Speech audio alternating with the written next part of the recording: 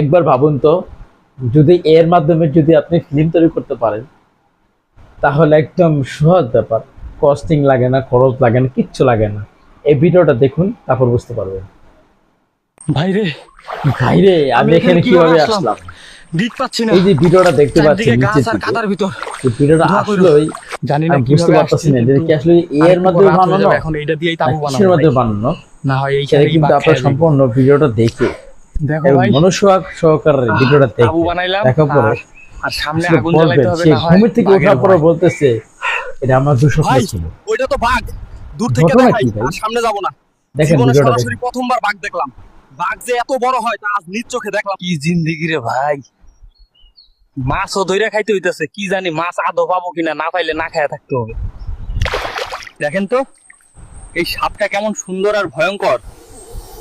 সাবধানে থাকতে হবে, এইখানে সবকিছুই বনের নিয়মে চলে। মাছের মাংসের স্বাদ নাই, কিন্তু জীবন বাঁচাইতে হলে খেতেই হবে। এইগুলি খুব লবণ ভয়ানক হলুদ একটা ছাড়া জিনিস। মাছ খাই নাই। এখানে খাইতে হলে যা পাইবো তাই খাইতে হইব। এটা ফল কিনা জানিও না, খাই খাই। এইটা কি অবস্থা ভাই, বৃষ্টি শুরু, তাবু তো পুরোই ভিজে গেল। এমন পরিস্থিতিতে টিকে থাকা খুবই কঠিন।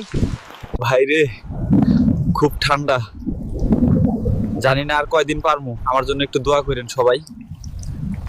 তো ও তাবুর কাছে 3-4টা বাঘ আইতাছে, আমি মরুম রে। আচ্ছা আচ্ছা, এটা তাহলে স্বপ্ন ছিল?